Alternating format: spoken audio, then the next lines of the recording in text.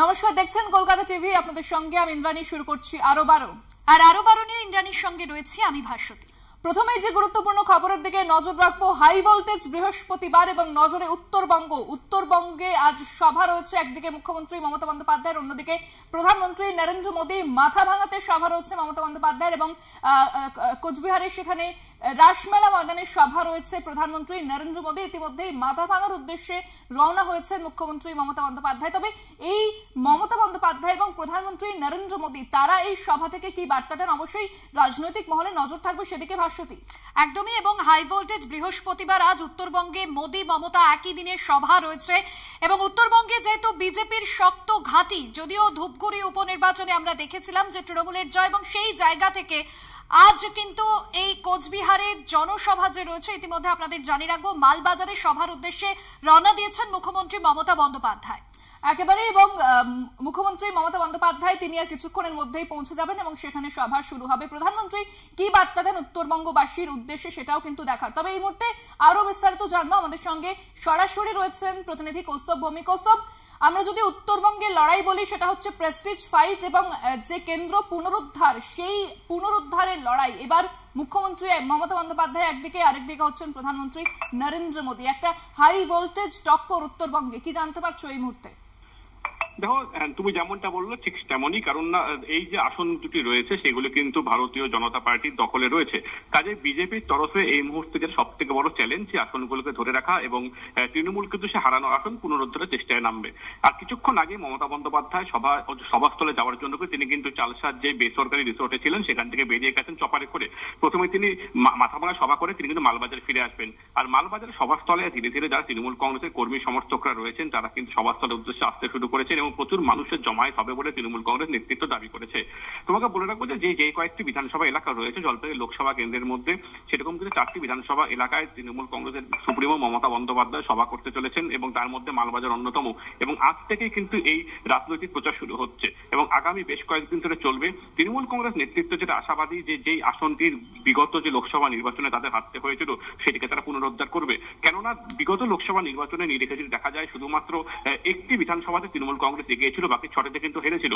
পরবর্তীতে 21 বিধানসভায় দেখা যায় যে সেটা অনেকটাই তারা সেই হারানো আসনগুলি পুনরুদ্ধার করে এবং আমরা যেটা দেখেছিলাম যে গত বছর ধূপগুড়ি বিধানসভা উপনির্বাচনেও কিন্তু বিজেপির হাত থেকে সেই আসনটি তৃণমূল কংগ্রেস ছিনিয়ে নেয়। কাজেই জলপাইগুড়ি লোকসভা কেন্দ্র পুনরুদ্ধার করবে তৃণমূল কংগ্রেস যথেষ্ট আত্মবিশ্বাসী এবং এই কারণে কিন্তু এখন সমস্ত নেতৃত্ব ঝাঁপিয়ে পড়েছে।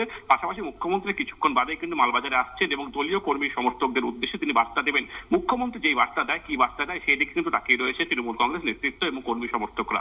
ইন্দ্রাণী, কৌস্তব, সেক্ষেত্রে আরেকটা বিষয় জানতে চাইবো যে এই ধূপগুড়ি আমরা দেখেছিলাম উপনির্বাচনে যেখানে আসন ফিরে পেয়েছিল তৃণমূল, আবারও কিন্তু পঞ্চায়েত নির্বাচনে সেখানেও কিন্তু ভালো ফলাফল হয়েছিল। সেক্ষেত্রে এবার প্রধানমন্ত্রী নরেন্দ্র মোদী তিনি যাচ্ছেন, মমতা বন্দ্যোপাধ্যায় যাচ্ছেন, মানুষের কি প্রতিক্রিয়া, তারা কি বলছেন? তারাই তো আসল।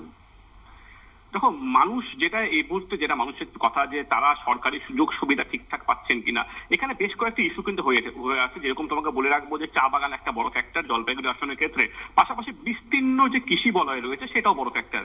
কাজে মানুষের মধ্যে চাওয়া পাওয়া তো রয়েছেই। তবে তৃণমূলের ক্ষেত্রে বেশ কয়েকটি মাস্টার স্ট্রোক তোমাকে বলবো, যেটা চা বাগানের উন্নয়নে একাধিক কাজকর্ম করা, যেরকম জমির পাট্টা প্রদান চা বাগানের শ্রমিকদের থেকে শুরু করে সেখানে কিন্তু ঘর বিতরণ করা হয়েছে, সেগুলো যেরকম একদিকে ফ্যাক্টর। পাশাপাশি কিন্তু সমস্যা রয়েছে, বিগত কয়েক বছর আমরা দেখেছিলাম যে বেশ কিছু চা বাগান কিন্তু রীতিমতো ঢুকছিল, কিছু বাগান বন্ধ হয়েছিল, সেগুলো খুলে দেওয়া হয়েছে। পাশাপাশি এই চা বলয় কিন্তু বিজেপির কিন্তু কিছুটা পিছিয়ে রয়েছে, কেননা প্রধানমন্ত্রী এর আগে যতবার ডুয়ার্সে এসেছে এবং তিনি সবসময় নিজেকে চাওয়ালা বলে দাবি করেছিলেন এবং চা বাগানের উন্নয়নে একাধিক কাজকর্ম করবেন। তবে তৃণমূল কংগ্রেসের নেতৃত্বের দাবি বা চা বাগান এলাকার যারা বাসিন্দা তাদের দাবি যে সেরকম কোনো কাজ করা হয়নি। যদি আমরা 2019 দেখি, সেখানে কিন্তু এই চা বলয়কেই নিশানা করেছিল বিজেপি এবং সেই ভোট ব্যাংকটা কিন্তু পেয়েছিল। তারপরে কিন্তু অনেকটা পিছিয়ে গেছে এবং উত্তরবঙ্গে বিজেপির দলীয় কন্দলের সামনে এসেছে। একদমই তাই। তুমি যেটা জানো যে 2019-এর যদি আমরা নির্বাচনের দিকে তাকাই, চা বলয়ের মানুষ কিন্তু বিজেপিকে দুহাত ভরে আশীর্বাদ করেছিল। সেরকম একই রকম ভাবে কিন্তু 2021-এ দেখা গিয়েছিল একই ছবি। কিন্তু পরবর্তী সময় যে পঞ্চায়েত নির্বাচনের দিকে যাই, তখন দেখা যাচ্ছে তৃণমূল কংগ্রেস সেই সমস্ত এলাকার থেকে কিন্তু তারা আস্তে আস্তে তার সংগঠন ফের বৃদ্ধি পায় এবং ভোট অনেকটা বৃদ্ধি পেয়েছে। এবং বিজেপির তরফের থেকে বিজেপির দিকে মানুষদের অভিযোগ ছিল যে বিজেপি অনেক কথা দিয়েছিল যে চা বাগানে উন্নয়নে বিভিন্ন রকম কাজকর্ম করবে, তারা করতে পারেনি। আরো একটি বিষয় তোমাকে বলবো যে কেন্দ্রীয় সরকারের অধীনে যে সমস্ত সমস্ত চা বাগানগুলি রয়েছে বানারহাটের বিভিন্ন এলাকায়, সেই বাগানও রীতিমতো ঢুকছে, সেই বাগানের সমস্যা চলছে। কাজে চা বাগান সমস্যা যে বিজেপি সরকার করতে পারেনি এমনটা কিন্তু তৃণমূলের দাবি। আবার উল্টে একেবারে অর্থাৎ কি বার্তা দেন মমতা বন্দ্যোপাধ্যায় এবং প্রধানমন্ত্রী নরেন্দ্র মোদী, সেদিকে নজর থাকবে। অনেক ধন্যবাদ কৌস্তব। কথা বললাম প্রতিনিধি কৌস্তব ভৌমিকের সঙ্গে। একদমই, এবং মাথাভাঙার উদ্দেশ্যে বেশ কিছুক্ষণ আগেই চপারে করে রওনা দিয়েছিলেন মুখ্যমন্ত্রী মমতা বন্দ্যোপাধ্যায়, এবং এই মুহূর্তে যে খবর পাওয়া গিয়েছে পৌঁছে গিয়েছেন মুখ্যমন্ত্রী মমতা বন্দ্যোপাধ্যায়, এবং ইতিমধ্যেই যেরকম সকাল থেকে সভাস্থলের ছবি আপনাদের সামনে তুলে ধরছিলাম, দলীয় কর্মী সমর্থকরা তারা যেরকম একে একে আসতে শুরু করেছেন। রবিউল হোসেন আমাদের প্রতিনিধি রয়েছেন আমাদের সঙ্গে ফোন লাইনে, রবিউলের সঙ্গে যোগাযোগ করব। তবে আপনাদের জানিয়ে রাখবো উত্তরবঙ্গে আজ হাই ভোল্টেজ সভা রয়েছে। এর আগে আমরা দেখেছিলাম গত 9 মার্চ নরেন্দ্র মোদী তিনি সভা করে গিয়েছিলেন শিলিগুড়িতে, আর এপ্রিলের শুরুতেই আজ সভা করতে চলেছেন কোচবিহারে। রবিউলের সঙ্গে কথা বলবো। রবিউল, আজ একদিকে প্রধানমন্ত্রী নরেন্দ্র মোদী, অন্যদিকে তৃণমূল সুপ্রিমো মমতা বন্দ্যোপাধ্যায়ের সভা, কতটা তাৎপর্যপূর্ণ হতে চলেছে এই দুই হাই ভোল্টেজ সভা? অন্যদিকে অভিষেক বন্দ্যোপাধ্যায় তিনি আগেই জানিয়েছিলেন যে কোচবিহারে এবার তৃণমূল কংগ্রেসের কাছে প্রেস্টিজ ফাইট। দেখো, একেবারে কিন্তু নির্বাচনের আগে একেবারেই কোচবিহারে কিন্তু আজকে হাই ভোল্টেজ সভা। একদিকে যেমন মমতা বন্দ্যোপাধ্যায়, ঠিক অপরদিকে কিন্তু প্রধানমন্ত্রী নরেন্দ্র মোদী সভা রয়েছে। এবং এই মুখ্যমন্ত্রী মমতা বন্দ্যোপাধ্যায় যে মাথাভাঙার ঘুমারিয়া উচ্চ বিদ্যালয় প্রাঙ্গণে সভা বেলা 1টার সময় আমার কথা ছিল, সেই সভায় কিন্তু যোগ দিতে ইতিমধ্যেই নির্ধারিত সময় 1 ঘন্টা আগে কিন্তু মুখ্যমন্ত্রী মমতা বন্দ্যোপাধ্যায় সেই ঘুমারিয়া হাই স্কুল প্রাঙ্গণে এসে পৌঁছেছেন।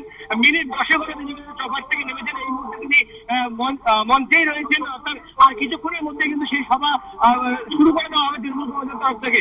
কিন্তু তাৎপর্যপূর্ণ হবে একটা বিষয় দেখার, মুখ্যমন্ত্রী যেখানে 1 ঘন্টা আগেই এসেছেন, সেখানে কিন্তু অর্থাৎ সভা শুরু হতে 1 ঘন্টা বাকি, যে নির্ধারিত শিডিউল টাইম রয়েছে, তার আগে কিন্তু এই মাথাভাঙা ঘুমারিহাট হাই স্কুল প্রাঙ্গণ একেবারে কানায় কানায় পূর্ণ।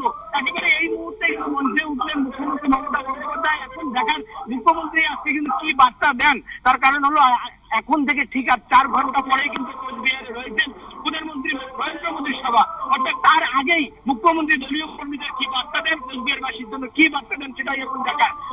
তোমাকে জানিয়ে রাখি, এই কোচবিহার কিন্তু লোকসভা আসন এর আগে কিন্তু বিজেপি পেয়েছিল, তাই একেবারে এই লোকসভা আসনকে পাখির চোখ করে কিন্তু এবার ময়দানে নেমে উঠেছে। সেক্ষেত্রে তৃণমূল কর্মী সমর্থকদের মধ্যে কতটা উৎসাহ দেখতে পাচ্ছ? রবিউল, শোনা যাচ্ছে? রবিউল, কতটা উৎসাহ দেখতে পাচ্ছ তৃণমূল কর্মী সমর্থকদের মধ্যে? একেবারে তোমাকে যেমনটা জানিয়েছিলাম, অর্থাৎ 1টার সময় সভা শুরু হওয়ার কথা ছিল, তার 1 ঘন্টা আগেই যে মুখ্যমন্ত্রী এসেছে, কার্যত কিন্তু সেই 1 ঘন্টা আগেই দেখা যাচ্ছে মাঠ একেবারে কানায় কানায় পরিপূর্ণ। এবং দলীয় নেতৃত্ব থেকে শুরু করে কর্মী সমর্থকরা তারা কিন্তু সকলে উৎসাহ মানে প্রখর রোডের মধ্যে দাঁড়িয়ে রয়েছেন তাদের সেই দলনেত্রী সেই বার্তা শোনার জন্য। একেবারে কিন্তু এই মাথাভাঙা লোকসভা আসনে, বিধানসভা আসনে বিজেপি কিন্তু অনেকটাই তারা শক্ত ঘাঁটি বলে বিজেপি দাবি করে থাকে। সেই বিধানসভা আসনে তৃণমূল এভাবে শক্তি প্রদর্শন করবে এবং যেভাবে লোক নিয়ে এসেছে তাতে কিন্তু অনেকটাই আশ্বস্ত শাসক দল। ধন্যবাদ রবিউল। কথা বললাম প্রতিনিধি রবিউল হোসেনের সঙ্গে। মাথাভাঙা গুমরিহাট মাঠে যেখানে মুখ্যমন্ত্রী সভা করবেন ইতিমধ্যেই তিনি সেখানে পৌঁছেছেন, এবং আমরা দেখেছিলাম যে উত্তরবঙ্গে প্রাকৃতিক দুর্যোগ পরিস্থিতি পর্যবেক্ষণ তিনি যেরকম করেছেন, এবং তারপর থেকে উত্তরবঙ্গেই ছিলেন মুখ্যমন্ত্রী। এবং আজকের যে সভা রয়েছে, একদিকে প্রধানমন্ত্রী নরেন্দ্র মোদী, অন্যদিকে মুখ্যমন্ত্রী মমতা বন্দ্যোপাধ্যায়, রাজনৈতিক মহলের কাছে এই সভা কিন্তু অত্যন্ত তাৎপর্যপূর্ণ। কারণ এপ্রিলের শুরু থেকে যেরকম সভা করছেন প্রধানমন্ত্রী, পাশাপাশি তার আরো 2 সভা রয়েছে এই মাসে। গত মাসে অর্থাৎ মার্চেই কিন্তু মোট 4 বার বঙ্গ সফর করেছেন প্রধানমন্ত্রী নরেন্দ্র মোদী। এবং আমরা জানি যে লোকসভা নির্বাচন রয়েছে, প্রথম দফাতে উত্তরবঙ্গের আসনে নির্বাচন, এবং উত্তরবঙ্গ পুনরুদ্ধারে নেমেছে তৃণমূল অর্থাৎ শাসক দল, এবং বিজেপিও কিন্তু পাখির চোখ করেছে। কারণ বিজেপি 2019-এর যদি ফলাফল আমরা দেখি, সেক্ষেত্রে কিন্তু লোকসভা নির্বাচনে ভালো ফলাফল করেছিল, কিন্তু তারপর থেকে বিজেপির ক্ষয় সেখানে দেখা গিয়েছে। একদিকে যেরকম ধূপগুড়ি কেন্দ্র, সেই ধূপগুড়ি কেন্দ্র ছিনিয়ে নিয়েছে তৃণমূল, তারপরে পঞ্চায়েত নির্বাচনেও কিন্তু আমরা ভালো ফলাফল দেখেছিলাম তৃণমূলের। তবে বিজেপি কিন্তু কোনোভাবেই এই প্রচারে খামতি রাখছে না। কেন? প্রধানমন্ত্রী নরেন্দ্র মোদী থেকে বিজেপির যে সমস্ত হেভিওয়েট নেতৃত্ব আছে তারা বারবার বঙ্গে এসেছেন এবং তারা সভা করেছেন, মানুষের সঙ্গে কথা বলতে দেখা গেছে তাদেরকে। তবে মুখ্যমন্ত্রী মমতা বন্দ্যোপাধ্যায় ইতিমধ্যেই পৌঁছে গিয়েছেন সভাস্থলে, দেখাচ্ছি আপনাদের সেই ছবি, এবং যে 1 ঘন্টা আগেই তিনি পৌঁছে গিয়েছেন, অর্থাৎ সেখানে কিন্তু প্রচারে কোনো খামতি রাখছে না দল। তবে উত্তরবঙ্গ যে এবারের লোকসভা নির্বাচনের জন্য যথেষ্ট গুরুত্বপূর্ণ সেটা মনে করা হচ্ছে, কারণ উত্তরবঙ্গের দিকেই কিন্তু নজর রয়েছে প্রত্যেকে যে উত্তরবঙ্গের ফলাফল কি হতে চলেছে। শাসক দল কোনোভাবেই তারা কিন্তু পেছোতে চাইছে না, প্রচারে খামতি রাখতে চাইছে না, এবং যে ভোট ব্যাংক, যে চা শ্রমিক এবং চা বলয় রয়েছে সেই সমস্ত জায়গাতেও কিন্তু জনসংযোগ বাড়াতে দেখা যাচ্ছে প্রত্যেককে। মুখ্যমন্ত্রী মমতা বন্দ্যোপাধ্যায়, আমরা দেখতে পাচ্ছি ভাস্বতী, তিনি ইতিমধ্যে কিন্তু পৌঁছে গিয়েছেন মাথাভাঙা গুমানিহাট স্কুল মাঠে। ইতিমধ্যেই পৌঁছেছেন মমতা বন্দ্যোপাধ্যায়। বেশ কিছুক্ষণ আগেই তিনি চপারে করে রওনা দিয়েছিলেন। প্রাকৃতিক দুর্যোগের পর থেকে উত্তরবঙ্গে ছিলেন মুখ্যমন্ত্রী এবং তার সভা রয়েছে বেশ কিছু। আজ মাথাভাঙায় সভা রয়েছে, পাশাপাশি মালবাজারের সভা রয়েছে মুখ্যমন্ত্রীর। এবং আমরা যদি দেখি কোচবিহারের যে পটভূমি, সেখানে কিন্তু টানা প্রায় 32 বছর ফরওয়ার্ড ব্লক তারা নিজের আধিপত্য বজায় রেখেছিল। 2021 বিধানসভা নির্বাচনে সেখানে বিজেপি ভালো ফল করেছিল। তো সেই জায়গায় দাঁড়িয়ে এবারে যেরকম আসন পুনরুদ্ধার করা তৃণমূলের কাছে একটা চ্যালেঞ্জের বিষয়, পাশাপাশি আসন ধরে রাখাও কিন্তু বিজেপির কাছে চ্যালেঞ্জিং একেবারে। এবং যে বিজেপির যে ভোট ব্যাংকে ক্ষয় ধরেছিল সেটা কিন্তু ধূপগুড়ি উপনির্বাচন এবং তারপরে পঞ্চায়েত নির্বাচনের ফলাফলের মধ্যে দিয়ে সেটা দেখা যায়। আমি এই মুহূর্তে কথা বলবো, ফোনে রয়েছেন প্রতিনিধি অনুপম সাহা। অনুপম, একদিকে প্রধানমন্ত্রী নরেন্দ্র মোদী, অন্যদিকে মুখ্যমন্ত্রী মমতা বন্দ্যোপাধ্যায়, হাই ভোল্টেজ সভা এবং মানুষের প্রতিক্রিয়া কি দেখতে পাচ্ছ এই মুহূর্তে, কি প্রস্তুতি চলছে?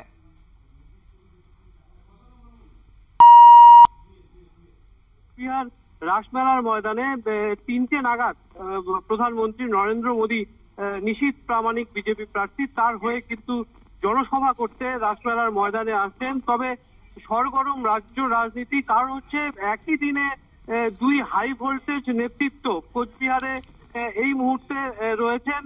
সেই কারণে কিন্তু কোচবিহারে কিন্তু যথেষ্টই রাজনৈতিক মহলে চর্চা শুরু হয়েছে। তবে গত লোকসভা নির্বাচনে বিজেপি ভালোই ফল করেছিল। কোচবিহার আসনটি কিন্তু বিজেপি ছিনিয়ে নিয়েছিল তৃণমূলের কাছ থেকে। তারপরে কিন্তু বিধানসভা নির্বাচন, সেখানেও কিন্তু তৃণমূল কংগ্রেস সেই অর্থে ভালো ফল করতে পারেননি। তারপরে কিন্তু পঞ্চায়েত নির্বাচনে কিন্তু বিজেপি অনেকটাই পিছিয়ে গিয়েছিল এবং প্রায় 100টি গ্রাম পঞ্চায়েতের মধ্যে প্রায় 97টি গ্রাম পঞ্চায়েত কিন্তু তৃণমূল কংগ্রেসের দখলে রয়েছে। বর্তমানে জেলা পরিষদও তৃণমূল কংগ্রেসের দখলে রয়েছে। সেই কথা মাথায় রেখে এই আসনটিকে কিন্তু তৃণমূল কংগ্রেস এবং বিজেপি কেউই হাতছাড়া করতে চাইছেন না। সেই কারণে কিন্তু কোচবিহারে একই দিনে প্রধানমন্ত্রী এবং মুখ্যমন্ত্রীর সভা রয়েছে।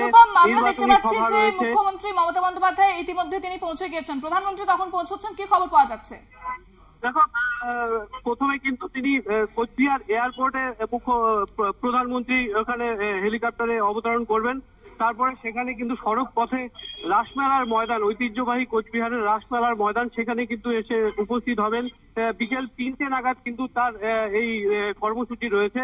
নিশীথ প্রামাণিক বিজেপি প্রার্থী, তার হয়ে কিন্তু এই নির্বাচনী সভা প্রধানমন্ত্রী নরেন্দ্র মোদী। তবে এই সভা থেকে কি বার্তা দেন সেই দিকেই তাকিয়ে কিন্তু কোচবিহারের মানুষ। তবে এই বিধানসভা এবং লোকসভা নির্বাচনের পর এই আসন্ন যে লোকসভা নির্বাচন, এই নির্বাচনে কে জয়লাভ করবে সেটাই কিন্তু এখন শেষ কথা।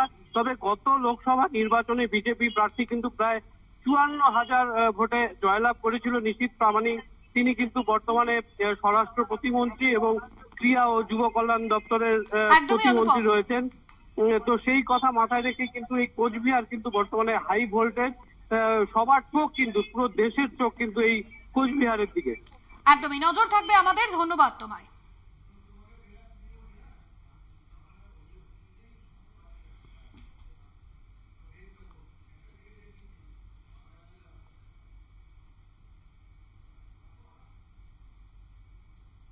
এখন সময় একটা বিরতির। ফিরছি অন্যান্য খবর নিয়ে, বিরতির পর সঙ্গে থাকুন। ফিরে এলাম বিরতির পর। এবার যে খবরের দিকে নজর রাখবো, দিলীপ ঘোষ তিনি আবারও নিজের স্বমহিমা এবং তিনি বলেছেন যে দাদাগিরি মন্তব্য করেছেন যে এখনো দাদাগিরি শুরু করেনি, ওরা ঠিকঠাক করছে, ওরা কামারের ঘা দেখেনি, এমনটা কিন্তু ভাষাটি আরো একবার দিলীপ ঘোষের মন্তব্য সামনে এসেছে। একদমই। এবং দিলীপ ঘোষ যে দিলীপ ঘোষেই রয়েছেন, অবস্থানে তিনি অনড় রয়েছেন, তারও একবার বুঝিয়ে দিয়েছেন তিনি। কারণ দলের মধ্যে থেকে একাধিকবার বিতর্কিত মন্তব্য তিনি করেছেন বিরোধীদের এবং সেই জায়গা থেকে বারবার অস্বস্তিতে পড়তে হয়েছে দল। এবং নির্বাচন কমিশনের তরফেও তাকে শোকজ নোটিশ ধরানো হয়েছিল। কেন্দ্রীয় নেতৃত্ব বারবার ক্ষোভ প্রকাশ করেছে, অস্বস্তিতে পড়েছে, কিন্তু তারপরেও দিলীপ ঘোষের বিতর্কিত মন্তব্য, নির্বাচনী প্রচারে বেরিয়ে বারবার তিনি বিতর্কিত মন্তব্য করেছেন। এবং তিনি এর আগে যখন বলেছিলেন যে কোনো জায়গায়, অর্থাৎ রাজ্যের যে কোনো জায়গা থেকে তিনি দাদাগিরি করতে পারেন, এমনটাই কিন্তু বলেছিলেন। তবে তারপর তাকে যখন জিজ্ঞাসা করা হয় তিনি বলেন যে এখনো দাদাগিরি শুরু করেননি, এমনটাই কিন্তু মন্তব্য করেছেন দিলীপ ঘোষ। সেক্ষেত্রে এর আগেও বারবার দলকে অস্বস্তিতে ফেলেছেন নিজের মন্তব্যে দিলীপ ঘোষ। বিতর্ক বেড়েছে, শীর্ষ নেতৃত্ব তাকে তলব করেছিল, শোকজ করেছিল, নির্বাচন কমিশনের পক্ষ থেকেও শোকজ করা হয়। তারপরও কিন্তু দিলীপ ঘোষ নিজের অবস্থানে রয়েছেন এবং তিনি যেভাবে মন্তব্য করে যান সেই ধারাবাহিকতা এখনো কিন্তু বজায় রয়েছে। আজকেও দিলীপ ঘোষ দাদাগিরি প্রসঙ্গে এমনটাই মন্তব্য করেছেন। ফোনে রয়েছেন প্রতিনিধি চন্দন সেনগুপ্ত। চন্দন, আমরা দেখেছি দিলীপ ঘোষ একাধিকবার কিন্তু তার দাদাগিরি নিয়ে মন্তব্য করছেন, বিতর্কিত মন্তব্য করছেন। আজ তিনি বলেছেন যে দাদাগিরি শুরুই করেননি, তাহলে ঠিক কি বলতে চাইছেন দিলীপ ঘোষ এ বিষয়ে? দেখো, দিলীপ ঘোষ যিনি যেটা বলতে চেয়েছেন যে তিনি এখনো পর্যন্ত দাদাগিরি শুরু করেন, অর্থাৎ দিলীপ ঘোষকে প্রশ্ন করা হয়েছিল যে গত কয়েকদিন ধরে দেখা যাচ্ছে যে বেশ কিছু জায়গায় আপনাদের কর্মীদের মধ্যে গন্ডগোল লাগছে এবং তৃণমূলের সঙ্গে আপনাদের গন্ডগোল অশান্তি হচ্ছে, তা আপনি কি বলবেন? তখন তার উত্তরে বলেন যে এরকম আমাদের বিজেপি কর্মীরা তৃণমূল কর্মীদের দ্বারা প্রতিদিনই মার খাচ্ছে, তবে আমি এখানে বর্ধমান দুর্গাপুর লোকসভা কেন্দ্রে প্রার্থী হয়ে এসেছি এবং আমি এখান থেকে আজ থেকে দাদাগিরি এখনো শুরু করিনি। এবার যখন দাদাগিরি শুরু করব, ঠিক আমাদের এক ঘায়ের মতন ঘা দিলেই সমস্ত কিছু সিধে হয়ে যাবে। তিনি অর্থাৎ বোঝাতে চেয়েছেন তিনি এখনো তার যে করিজমা সেটা এখনো তিনি দেখাননি। এরপর তিনি যখন করিজমা দেখাবেন তখন কিন্তু বিরোধীরা কিন্তু সেক্ষেত্রে চন্দন, এটাই কি দিলীপ ঘোষের প্রচারের কৌশল বলবো, যেখানে নতুন কেন্দ্রে তিনি দাঁড়িয়েছেন এবং সেখান থেকে যখনই বেরোচ্ছেন প্রচার করতে তখনই একটা করে তির্যক মন্তব্য করছেন? দেখো ইন্দ্রাণী, এই বিষয়ে আমরা প্রশ্ন করেছিলাম যে বিজেপির যে প্রচার, সেই প্রচার কিন্তু বর্ধমান দুর্গাপুর লোকসভা কেন্দ্রের প্রার্থী দিলীপ ঘোষকে দেখা যাচ্ছে না, শুধু দেখা যাচ্ছে দিলীপ ঘোষ মন্দিরে মন্দিরে ঘুরে পুজো দিচ্ছে। তাহলে কি বিজেপি কর্মী সমর্থক কি এখানে নেই? তখন তিনি বলেন, কে বলেছে বিজেপির কর্মী সমর্থক নেই? এই বিজেপির এখানে প্রচুর কর্মী সমর্থক, আর মন্দিরে যায়, মন্দিরের কাছে ঠাকুরের কাছে আশীর্বাদ দিতে যায়, কিন্তু আমার সঙ্গে মানুষ রয়েছে এবং এই এলাকাতে আবার প্রচারের দরকার পড়বে না, এমনটাই মন্তব্য করেন। একেবারে ধন্যবাদ চন্দন। কথা বললাম প্রতিনিধি চন্দন সেনগুপ্তের সঙ্গে। দিলীপ ঘোষ আজ ঠিক কি বিতর্কিত মন্তব্য করেছেন শোনাবো আপনাদের। দাদাগিরি আমি এখনো শুরু করিনি, ওরা ঠিকঠাক করছে। যেদিন একটা ঘা মারবো না, কামারের ঘা দেখেনি, সিধা হয়ে যাবে সব। দিলীপ ঘোষের এই মন্তব্য প্রসঙ্গে তৃণমূল নেতা জয়প্রকাশ মজুমদার ফোন লাইনে কি প্রতিক্রিয়া দিয়েছেন শোনাবো। প্রত্যেক দিন দিলীপ ঘোষ সকালে উঠে কিছু উত্তেজক কন্ট্রোভার্সিয়াল উক্তি করতে চাইছেন ইচ্ছে করেই। এটা ওনার স্ট্র্যাটেজি যে সারাদিন ধরে যাতে বাংলার টিভি, বাংলার মিডিয়া সেটা নিয়ে আলোচনায় তাকে ভাসিয়ে রাখে, এটাই তার একমাত্র উপায়। তার কারণ তাকে পার্টি যেখানে পাঠিয়েছে, বিজেপি পার্টি, সেটা নতুন জায়গা, বিজেপি পার্টি তাকে পাত্তা দিচ্ছে না। এই নতুন জায়গায় গিয়ে কোথায় যাবেন? লোক নেই, জন নেই, সংগঠন নেই, তো কি করা যায়? তাই জন্য প্রত্যেক দিন কোনো অশালীন কথা, কোনোদিন কুকথা, কোনোদিন আমি মাস্তান, আমি গুন্ডা, আজকে বলছেন আমার দাদাগিরি দেখেনি, মারবো, এই করব। এই যে সমস্ত ভোটের সঙ্গে কানেকশন নেই, কিন্তু এইসব কথা বলে তিনি মিডিয়ায় ভেসে থাকতে চাইছেন, আর উল্টো দিকে নিজের পার্টির মধ্যে তাকে কেউ পাত্তা দিচ্ছে না। এটা আপনারাও দেখছেন, কোনো মিটিং এ তাকে ডাকা হয় না। মোদির মিটিং, অমিত শাহর মিটিং, কোনো মিটিং এ ডাকা হয় না। শুভেন্দু অধিকারী পাত্তা দেন না, সুকান্ত মজুমদার পাত্তা দেন না, পার্টির এক কোণে ফেলেছে এবং এরপরে মাঠের থেকে বার করে দেবে। সুতরাং দিলীপ ঘোষের বক্তব্যের কোনো গুরুত্ব নেই। অন্যদিকে দিলীপ ঘোষের এজেন্সি তো বিরোধীদের দাওয়াই দিচ্ছে ইডি, সিবিআই, এমনটাই বলেছেন দিলীপ ঘোষ। পাশাপাশি মন্তব্য করেছেন গন্ডগোলের চেষ্টা করলে হয় জেলে যাবে, নয় বাংলাদেশে যাবে, দ্বিতীয় কোনো রাস্তা থাকবে না, এমনটাই মন্তব্য করেছেন দিলীপ ঘোষ। অর্থাৎ একদিকে জেলে যাওয়ার কথা বলছেন, অন্যদিকে বাংলাদেশে যাওয়ার কথা বলছেন, এবং এই ধরনের মন্তব্য করতে দেখা যাচ্ছে দিলীপ ঘোষকে। ঠিক কি বলেছেন দিলীপ ঘোষ, শোনাবো আপনাদের।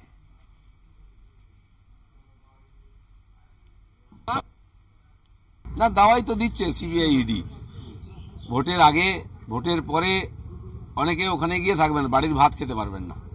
শাহজাহানকে দেখে এখানকার অনেক নেতা আছে, তাদের বলে দিন এখানে একটা অনুপ্রবেশকারী নেতা আছে বাংলাদেশি, সে আমাদের লোকেদের মারে, লুটপাট করে।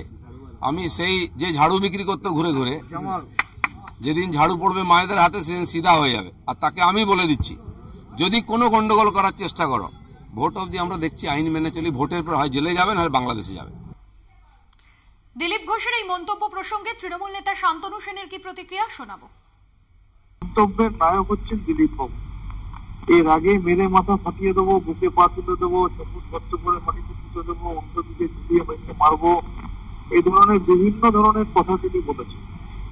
আর ইডি সিবিআই তো বিজেপির এখন শাখা সংগঠনে পরিণত হয়ে গেছে। সিবিআই ফাউন্ডেশন ডে এর দিনে গিয়ে প্রধানমন্ত্রী সিবিআই কে বলছেন বিরোধীদের বিরুদ্ধে আরেকটি মুখ ছাড়াও। ভারতবর্ষের কেন্দ্রের মন্ত্রী মীনাক্ষী লেখি সংসদ ভবনের ভিতরে দাঁড়িয়ে বিরোধীদের ভয় দেখিয়ে বলছে বেশি বাড়াবাড়ি করলে ইডি সিবিআই চলে যাবে। এই রাজ্যে বিরোধী দলনেতা থেকে শুরু করে রাজ্য সভাপতি তারা সবসময় বলে দিচ্ছে কার বাড়িতে কখন ইডি যাবে, কখন সিবিআই যাবে। এবং নির্বাচন যত এগিয়ে আসছে সারা দেশ জুড়ে ইডি সিবিআই কে কিভাবে বিরোধীদের বিরুদ্ধে ব্যবহার করা হচ্ছে সেটাও আমরা দেখছি। অন্যদিকে আজকেই সংবাদ মাধ্যমে প্রকাশিত তথ্য অনুযায়ী 2014 থেকে 2024-25 জন এমন নেতা যাদের বিরুদ্ধে ইডি সিবিআই তদন্ত চলছিল, তারা বিজেপিতে যোগদান করার পর ধোয়া তুলসী কথা হয়ে গেছে। সুতরাং নির্বাচনের আগে ইডি সিবিআইয়ের ব্যবহার আরো বাড়বে, এটা নিয়ে দেশের মানুষ আর চিন্তিত নয়। এবং যত তারা এগুলো করবে বিরোধীদের ভোট পাচ্ছে এবং এই বাংলায় তৃণমূলের ভোট পাচ্ছে, ভোট তত বাড়বে। এখন সময় আরো একটা বিরতির, ফিরছি বিরতির পর, সঙ্গে থাকুন। হুঙ্কারে অভ্যস্ত দিলীপ ঘোষ। আর কলকাতা টিভিকে দেওয়া এক্সক্লুসিভ সাক্ষাৎকারেও স্বমেজাজে বর্ধমান দুর্গাপুরের বিজেপি প্রার্থী জানালেন জিততেই নির্বাচনে লড়েন তিনি, দলের বিশ্বাস রয়েছে তাই তাকে সঠিক আসনে পাঠিয়েছে। 18তম লোকসভা নির্বাচনে ঢাকে কাঠি পড়ে গেছে। বিশেষ করে দেখা যায় বিজেপি নেতা দিলীপ ঘোষ তিনি কিন্তু সকাল 6টা থেকে মাঠে ময়দানে নেমে পড়ে। আপনি যে এই দুর্গাপুর বর্ধমান লোকসভা কেন্দ্রে প্রার্থী হয়েছেন, কি ইস্যু নিয়ে আপনি নামলেন? দেখুন, ইস্যু তো অনেক আছে। সারা পশ্চিমবাংলায় যেসব ইস্যু, দুর্নীতি আছে, হিংসা আছে, শিক্ষা দুর্নীতি, স্বাস্থ্য দুর্নীতি, 100 দিনের কাজের দুর্নীতি, সড়ক যোজনার, আবাস যোজনার দুর্নীতি, কাটমানি, সবচেয়ে বড় কথা দুর্গাপুর থেকে বর্ধমানে যে মাফিয়া রাজ, গুন্ডা রাজ চলছে, মানুষ তাতে ত্রাহি করছে। বহু বড় বড় ফ্যাক্টরি ছিল, ইন্ডাস্ট্রি, সে বন্ধ হয়ে গেছে। হাজার হাজার কর্মী যুবকরা বেকার হয়ে গেছে। তো আমরা এই ইন্ডাস্ট্রিয়াল বেল্টকে আবার সজীব করে তুলব, যেমন গুজরাট ইত্যাদিতে করেছি। এটা আমাদের কাছে চ্যালেঞ্জ। এই বর্ধমান দুর্গাপুর লোকসভা কি এবার পরিবর্তন হবে? পরিবর্তন হবে না। আমরা গতবারে কম ভোটে জিতেছিলাম, আর বেশি ভোটে জিতেছি। জেতার ব্যাপারে কতটা আশাবাদী এবং বিরোধীকে কতটা নাম্বার দেবেন? দেখুন, দিলীপ ঘোষ জেতার জন্য ইলেকশন লড়ে। এর আগে 2বার লড়েছি, 2বার জিতেছি। আমার পার্টির আমার উপর ভরসা আছে, তাই এটা একটু টাফ মনে হচ্ছিল। ইলেকশনের পরে খুব মারপিট হয়েছে, কর্মীরা বসে গেছে, তাই আমাকে পাঠানো হয়েছিল। সেই কর্মীদের সঙ্গে আমি 8 বছর ধরে কাজ করছি, তারা আমি আসার পরে উজ্জীবিত হয়ে উঠেছে। জিতার কোনো সন্দেহ নেই। কত ভোট বাড়বে আমরাও ভাবছি, টিএমসিও ভাবছে যে বিজেপি কত ভোটে জিতবে। গোষ্ঠী কোন্দল কোনো সমস্যা ফেলবে? কোনো গোষ্ঠী কোন্দল নেই। গোষ্ঠী কোন্দল কোথায় দেখতেই পাচ্ছেন, দৌড় মারছে ওদের প্রার্থী। আমাদের সকালে আমি এই মুহূর্তে নজর রাখবো মুখ্যমন্ত্রী সভার দিকে।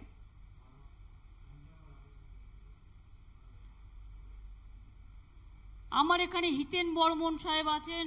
হিতেন দা কি এসছে, আসতে পেরেছেন? আচ্ছা, আমার এখানে আব্দুল জলিল আহমেদ আছেন। আমার এখানে রেণুবালা বর্মন থেকে আরো অনেকে আছেন।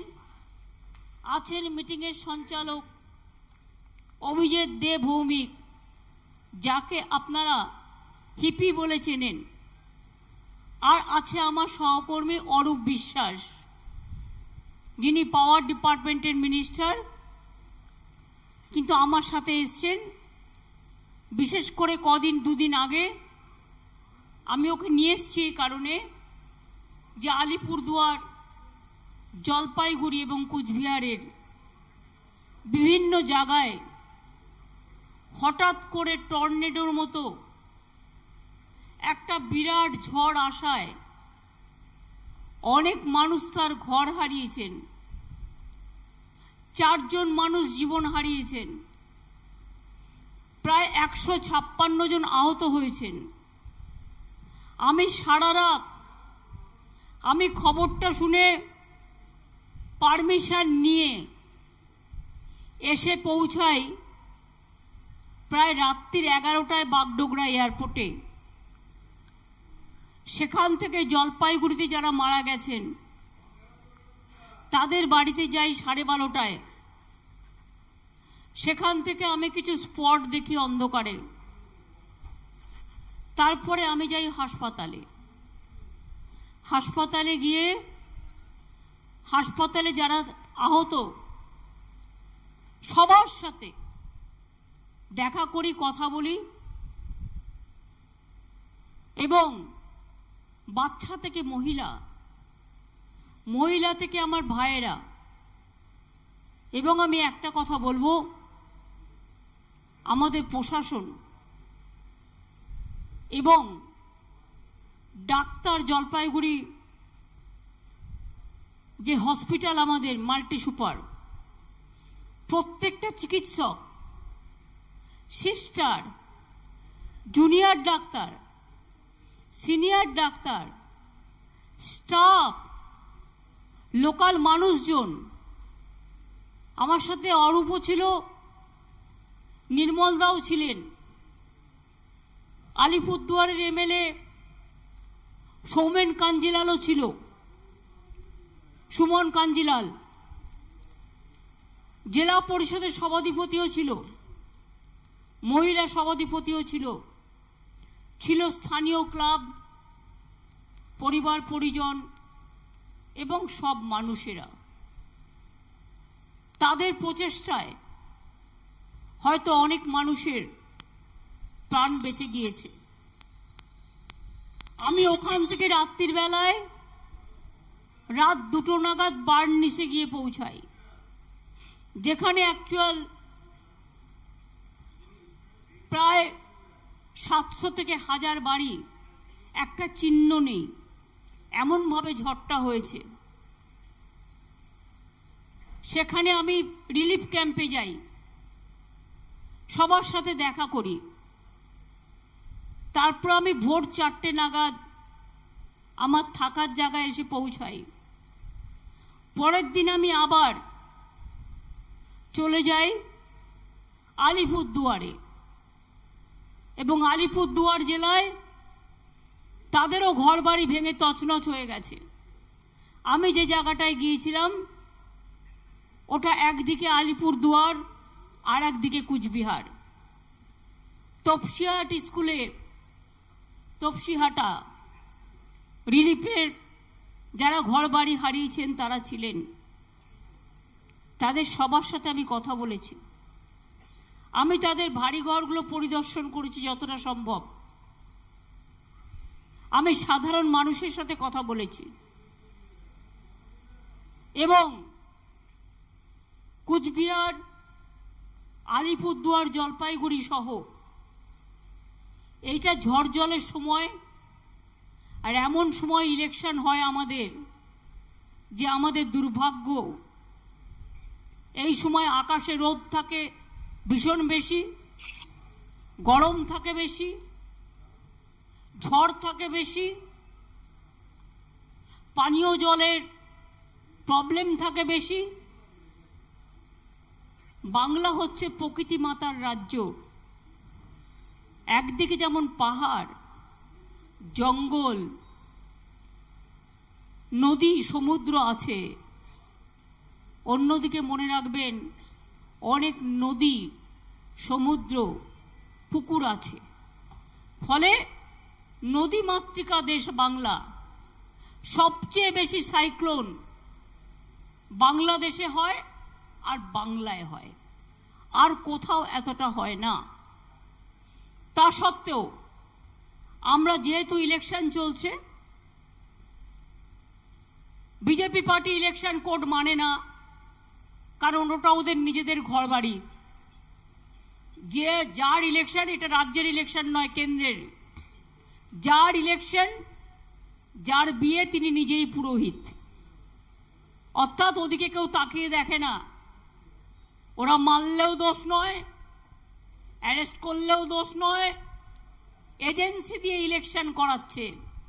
আর বাড়ি বাড়ি গিয়ে বলছে বিজেপিকে ভোট দাও এবং এজেন্সি থেকে মুক্তি পাও। আমি বলি যার বিরুদ্ধে এজেন্সি করবে, কেউ মাথা নত করবেন না, তার কারণ ওদের শিক্ষা দেওয়ার প্রয়োজন আছে। ভুলে গেছেন শীতলকুচিতে ইলেকশনের সময় লাইনে দাঁড়ানো 5 জনকে গুলি করে মেরেছিল, তার মধ্যে 4 জন সংখ্যালঘু সম্প্রদায়ের আর একজন রাজবংশী ভাই ছিল। আমি ইলেকশন চলাকালীন এসেছিলাম ছুটে এবং তাদের পাশে দাঁড়িয়েছিলাম। আর যে লোকটির ইনস্ট্রাকশনে হয়েছিল তাকে তার বিরুদ্ধে সরকারের 2টো ডিপি চলছে, ভিজিলেন্স ক্লিয়ার হয়নি, কিন্তু ভারতবর্ষের সরকার তাকে ক্লিয়ারেন্স দিয়ে দিয়েছে। কোনো আইন কানুন কিচ্ছু মানে না।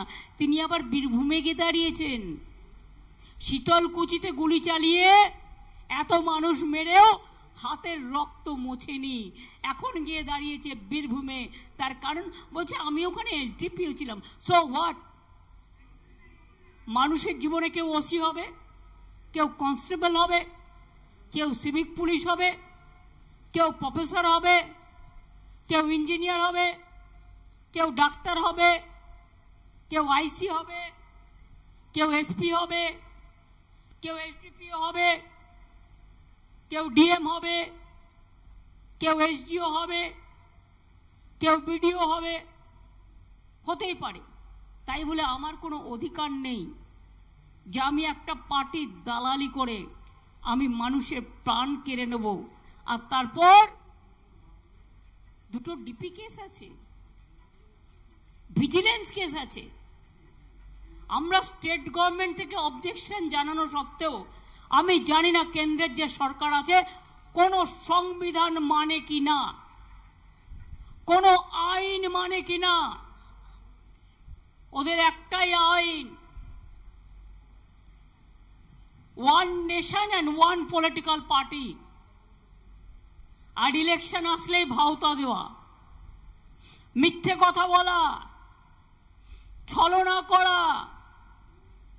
আজকে একটা মিটিং করতে আসবে বাবুরা, দেখবেন কত কাঁদবে, কত কুমিরের অশ্রু ঝরবে। জিজ্ঞেস করুন, আমরা যে তোমাদের 11 লক্ষ বাড়ির তালিকা দিয়েছিলাম, 3 বছর ধরে তোমরা আবাস যোজনার টাকা দাও না, রাস্তাঘাটের টাকা দাও না, 100 দিনের কাজের টাকা দাও না। কেন? আমরা কি খারাপ করেছিলাম? 100 দিনের কাজে ভারতবর্ষে বাংলা প্রথম ছিল, আবাস যোজনায় বাংলা প্রথম ছিল, আর রাস্তার কাজেও বাংলা প্রথম ছিল। আজকে তোমরা কি বলছো? ইলেকশনের সময় বিজেপি পার্টি অফিস থেকে ফোন করে বলছে যে 11 লক্ষ লোকের ডেটা আমরা দিয়েছি ওদের, যে এদের আবাস পাওয়া দরকার, এদের বাড়ি মাটির বাড়ি, এরা গরিব, আগে ওদের পাওয়া দরকার। সেই নাম্বার থেকে ফোন নাম্বার নিচ্ছে, আর বিজেপির কল সেন্টার থেকে ফোন করে বলছে आपका घर चाहिए ना, आप फिर अप्लाई करो। কেন করবেন? আপনার তো দরখাস্ত করা আছে। আর আমাদের সরকার তো বাজেটে 3 মাস আগে বলে দিয়েছে যে আপনাদের মে মাসের পরে ওটা আমরাই করে দেবো। আমরা কারো দয়া চাই না, আমরা কারো ভিক্ষা চাই না। এই যে ক্ষতি হয়েছে 5000 বাড়ির, আমরাই করে দেব। শুধু ইলেকশন কমিশনের কাছে রিকোয়েস্ট আছে, এটাকে ঝুলিয়ে রাখবেন না। মানুষগুলো রাস্তায় পড়ে আছে, স্কুলে পড়ে আছে, তাদের টাকাটা দিতে পারলে সরকার, প্রশাসনের হাত দিয়ে দেবে, তাহলে ওদের বাড়িগুলো হয়ে যাবে। আমরা বাড়িগুলো করে দেব, এটা প্রশাসনের সিদ্ধান্ত। আমি এখন যেহেতু ইলেকশনে আছি, এটা প্রশাসন করবে। কেন আটকে রেখেছেন? কেন আটকে রেখেছেন?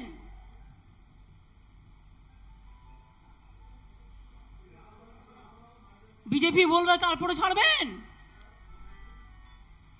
তো বিজেপিতে বলছে 100 দিনের টাকা দেবে না, দেয়নি। 3 বছর 100 দিনের কাজ করে জব কার্ড হোল্ডার ঝড়ে জলে ভিজে মাথায় করে মাটি বয়ে তাদের টাকা দেয়নি। আমি আপনাদের বলেছিলাম টাকা আমরা দিয়ে দেব। টাকা পেয়েছেন কি পাননি? 100 দিনের কাজে 59 লক্ষ লোককে টাকা আমরা পৌঁছে দিয়েছি। আমরা ইলেকশনের আগে বলেছিলাম লক্ষ্মীর ভান্ডার করব, করেছি কি করিনি? গতকালের মধ্যেও মনে রাখবেন 1 তারিখ ব্যাংক বন্ধ থাকে, 2-3 দিন টাইম লাগে টাকা ডিসবার্স করতে, টাকাটা পৌঁছতে। ইতিমধ্যেই 1,99,00,000 মহিলার বাড়িতে টাকা পৌঁছে গেছে। যাদেরটা 500 টাকা বেড়ে 1000 হয়েছে, আর যাদেরটা 1000 বেড়ে 1200 হয়েছে। নিজেরা চেক করে নেবেন। আর একটা বলা হয়েছিল যাদের 60 বছর বয়স হয়ে গেছে তারাও সারা জীবন লক্ষ্মীর ভান্ডারটা ওল্ড এজ পেনশনে চলে যাবে, লক্ষ্মীর ভান্ডার 2। এবং তাদেরও মনে রাখবেন স্কুটিনি শুরু হয়েছে। 6 লক্ষ মহিলা যাদের 60 বছর বয়স হয়ে গেছে তাদের টাকাটাও ছাড়তে শুরু হয়েছে, তারাও পেয়ে যাবেন। কন্যাশ্রী যেমন কন্যাশ্রী 1 আছে স্কুলের, কন্যাশ্রী 2 আছে কলেজের, কন্যাশ্রী 3 আছে বিশ্ববিদ্যালয়ের। স্টুডেন্টদের স্মার্ট ক্রেডিট কার্ড আছে, সবুজ সাথী সাইকেল বিনা পয়সায় পান। আগামী বছর থেকে তো আগেই বলা হয়েছে যে 12 ক্লাসে নয় 11 ক্লাসে স্মার্টফোন দিয়ে দেবো, যাতে গ্রাম বাংলার ছেলে মেয়েরা ভালো করে স্মার্টফোন দেখে পড়াশোনা করতে পারে। সেলফ হেল্প গ্রুপের জন্য বাজার তৈরি করা হচ্ছে চারিদিকে, যাতে তারা হাতে বানিয়ে কাজ করতে পারে। কালকে আমি জানতাম না, আমার কাছে অনেক এলো, আর চা বাগানের একটা গ্রুপ এলো, বলল যাদের 5 বিঘে পর্যন্ত মানে জায়গা খুব ছোট্ট, যেমন চাষিরা চাষ করে সেরকম তারা চায়ের পাতা চাষ করে। ওটাও একটা কৃষিজ দ্রব্যের মতোই পড়ে। 2015 সালে সেন্ট্রাল গভর্নমেন্ট নোটিফিকেশন করে সব বন্ধ করে দিয়েছিল। এতদিন চুপচাপ ছিল, গত 3-4 দিন আগে নোটিশ দিয়েছে tea board, government of India আর ওদের ফুড সেফটি, যে ওখানে কিছু রোগ হচ্ছে তাই সব বন্ধ। অর্থাৎ তুমি একটা লোক যদি কেউ অসুস্থ হয়, তার অসুস্থতাটা সারাবার জন্য তো মানবিক কারণে একটা সময় দেবে। কি পোকা আমায় তো জানতে হবে। এটা জেনে যারা বৈজ্ঞানিক, যারা রিসার্চ করে, যারা কৃষি সবজি নিয়ে চা পাতা নিয়ে রিসার্চ করে, তাদের কাছে জানতে হবে। তার জন্য 2 বছর সময় দিতে হবে যে তাদের কি করলে তাদের এটা ভালো হয়ে যায়, তাদের যাতে কোনো অসুবিধে না হয়। কিন্তু ভোটের সময় 10 লক্ষ লোকের রুজি রোজগার বন্ধ করে দেবে, এ আমরা মানব না, এ আমরা মানব না, এ আমরা মানব না। মনে রাখবেন, আমি মানুষকে মানবিকতা দিই, মানুষের জীবন নিই না, মানুষের অধিকার কেড়ে নিই না। এই কুচবিহারে আগে কি ছিল? কজন আসতো? কটা রাজনৈতিক নেতা আসতো? আপনারা দেখেছেন, আমি যেদিন থেকে গভর্নমেন্টে এসছি তার আগেও রেল মিনিস্টার হিসেবে জলপাইগুড়ি যোগীগোপা গৌহাটি প্রোগ্রাম কে করে গেছে? আমি করে গেছি। কুচবিহার রেল স্টেশন কে করে গেছে? আমি করে গেছি। আলিপুরদুয়ার কে করে গেছে? আমি করে গেছি। কুচবিহার রেল স্টেশন কে করে গেছে? আমি করে গেছি। কামাখ্যা থেকে শুরু করে ফুলপুরা শুরু থেকে শুরু করে আজমির শরীফ থেকে শুরু করে আনন্দপুর সাহিব থেকে শুরু করে সবটাই আমার ভিশন। সব টাকা দিয়ে গেছিলাম। বের করুন ভিশন 2020, বের করুন বাজেটের কপি, বের করুন পিঙ্ক বুক। মেট্রো রেল থেকে শুরু করে সবটাই আমার করার। আর আজ বড় বড় কথা। পঞ্চানন বর্মা বিশ্ববিদ্যালয় কে করেছে? আমাদের সরকার। চিলারায়ের মূর্তি কে করেছে? আমাদের সরকার। কুচবিহারের নারায়ণী ব্যাটালিয়ন কে করেছে? আমাদের সরকার। পঞ্চানন বর্মার জন্মদিনে ছুটি কে দেয়? আমরা দিই। রাজবংশী একাডেমি কে করেছে? আমরা করেছি। মহারাজ জিতেন্দ্রনাথের নামে মেডিকেল কলেজ আমরা করেছি। পলিটেকনিক হয়েছে, এমনি কলেজ হয়েছে, পিটিটিআই হয়েছে, ইঞ্জিনিয়ারিং কলেজ হয়েছে। কোনটা হয়নি বলুন তো? কোনটা হয়নি? মদন মোহন মন্দিরও প্রশাসন দেখে। আমি অনেকবার গিয়েছি। আপনাদের বানেশ্বর মন্দির কত বিখ্যাত, শিবযজ্ঞ মন্দির আমি নিজেই গিয়েছি। এরকম কোথাও দরগা আছে? কোথাও জায়ের থান আছে? কোথাও মাঝি থান আছে?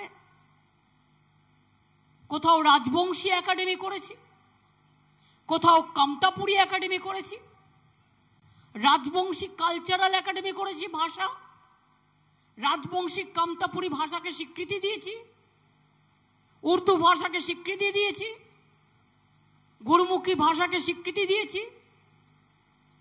তাছাড়াও মনে রাখবেন 200 রাজবংশী স্কুল বাংলা কুচবিহারে আমি করে দিয়েছি। ছেলেমেয়েরা পড়বে আগামী দিন। আলিপুরদুয়ারেও আমরা বাজেটে বলেছি আমরা 107টি ভাষার স্কুল তৈরি করে দেব। ওখানকার ছেলেমেয়েরা যাতে হিন্দিও পড়তে পারে, সাদ্রিও পড়তে পারে, বাংলাও পড়তে পারে, ইংরেজিও পড়তে পারে, মাথা তুলে দাঁড়াতে পারে, তার জন্য আমরাও চেষ্টা করব। আলিপুরদুয়ার নতুন জেলা হয়েছে, কালিম্পং নতুন জেলা হয়েছে, কুচবিহারের এয়ারপোর্ট করেছে কে? আমরা। আর আপনাদের একজন বাবু যার বিরুদ্ধে হাজার হাজার কেস, আমরা দল থেকে তাড়িয়ে দিয়েছি। আমাদের দলেও ছিল আপদ, আর বিজেপির আজ হয়েছে সম্পদ। শুধু গুন্ডামি করে বেড়ায়। আর আমি শুনেছি সেন্ট্রাল গভর্নমেন্টের পুলিশের টুপিও নাকি পড়ে। আমি ভিডিওটা চেয়ে পাঠিয়েছি। 4-5 গাড়ি পুলিশ নিয়ে ঘুরে বেড়ায়। কদিন আগে উদয়ন গুহকেও অ্যাটাক করেছিল। উদয়নের গুহর গাড়িতে অ্যাটাক হয়েছে। আসামের সাথেও কানেকশন। আসাম আমাদের ভাই বোন, কানেকশন থাকাটাকে আমি অস্বীকার করি না। কিন্তু বাবু আমি একটু বলবো, তোমার বিরুদ্ধে কি কি কেস আছে, কত কেস আছে আমি দিয়ে দেবো লোকাল লিডারদের কাছে। আমার কাছে সব নথিবদ্ধ করা আছে। তুমি আজকে নাকি স্বরাষ্ট্র হোম মিনিস্টার। লজ্জা লজ্জা লজ্জা, দেশের লজ্জা, দেশের কলঙ্ক। গণতন্ত্র কলঙ্কিত হয়েছে। কেন আপনাদের এখানে আর রাজবংশী লোক ছিল না? শিডিউল কাস্ট আর ছিল না? ভালো লোক আর ছিল না? ভালো লোকদের টিকিট দিলে হয় না। আমাদের প্রার্থী দেখুন, জগদীশ চন্দ্র বাসুনিয়া, দেখুন মাটির মানুষ, কুচবিহারের একটা হিরে, কথা কম বলে কাজ বেশি করে। আর ওদের প্রার্থী বাপ রে বাপ, আমাবস্যার কালো ছায়ায় ঢেকে গেছে, মুখগুলো সব কুৎসিত ভাষা, কুৎসিত কথা, কুৎসিত চক্রান্ত, কুৎসিত অবস্থা। কদিন আগে বললো 7 টাকা দেব, বাংলায় 100 দিনের কাজে বাড়াবো। আরে টাকাই তো দিস না 3 বছর ধরে, আবার 7 টাকা বাড়াবে কি? তোমাদের 7 টাকা বাড়ানোর দরকার নেই, আমি যা দরকার আরো বেশি বাড়াবো, কিন্তু আমি এখন বলতে পারছি না। ইলেকশন চলাকালীন তোমরা বলেছো তোমারটা যদি কোড ভায়োলেট না হয় আমারটা কেন হবে? সেন্ট্রাল গভর্নমেন্টের ইলেকশন, যিনি বিয়ে করছেন তিনি পুরোহিত, সব এজেন্সি কাজে লাগাচ্ছে, রাজ্য সরকারি অফিসারদের ট্রান্সফার করছে, আর তোমাদের যারা কেন্দ্রীয় সরকারি এজেন্সি এনআইএর নামে, সিবিআই এর নামে, ইনকাম ট্যাক্সের নামে ঘুরে বেড়াচ্ছে, তাদের কজন ট্রান্সফার হয়েছে? তাদের কজনের বিরুদ্ধে পানিশমেন্ট হয়েছে আমি জানতে চাই। ভারতবর্ষ সবচেয়ে বড় পৃথিবীতে গণতান্ত্রিক দেশ, বাংলা তো আমরা সামলে নেব। আমি থাকাকালীন ওদের কোনো ক্ষমতা নেই বাংলার মানুষের গায়ে হাত দেয়া। ভোটের আগে কে কে করে চিল্লাচ্ছে, মনে রাখবেন ক্যাটা হচ্ছে মাথা মাছের আর লেজাটা হচ্ছে এনআরসি। এখন কি বলছে? পুরোহিত লিখে দিলেই হবে। কোন আইনে আছে? মিথ্যে কথা বলার আর মানুষকে বঞ্চিত করার একটা লিমিট থাকা উচিত। পুরোহিতরা পুজো করেন, পুরোহিত কি করে জানবেন? তার বাবা মা বাংলাদেশে, তাদের জন্ম সার্টিফিকেট নিয়ে আসতে হবে। আর যখনই আপনি নাম লেখালেন সঙ্গে সঙ্গে আপনি বাংলাদেশি হয়ে গেলেন, অর্থাৎ আপনি লক্ষ্মীর ভান্ডার পাবেন না, আপনি কন্যাশ্রী পাবেন না, আপনি ভোট দিতে পারবেন না, আপনার নাগরিক অধিকার থাকবে না, আপনার সরকারি অধিকার থাকবে না। এটা ভালো না খারাপ নিজেরা বুঝে নিন। আর যেই ডিটেনশন করবে, করে আসামে এখনো আছে, ডিটেনশন ক্যাম্প করে রেখে দেবে যেখানে আপনাদের বিদেশি বলে চিহ্নিত করা হবে। কই এতদিন কে একা করে চিৎকার করলে? পুরোহিতই যদি করতে পারে তাহলে এম্পাওয়ারমেন্ট গ্রুপ যেটা করেছো তাতে সেন্সাসের লোক কেন রেখেছো? কেন পুরোহিতকে রাখোনি? বুঝতাম তুমি তাকে অধিকার দিলে করবার। কোন অধিকারে মিথ্যে কথা বলছো?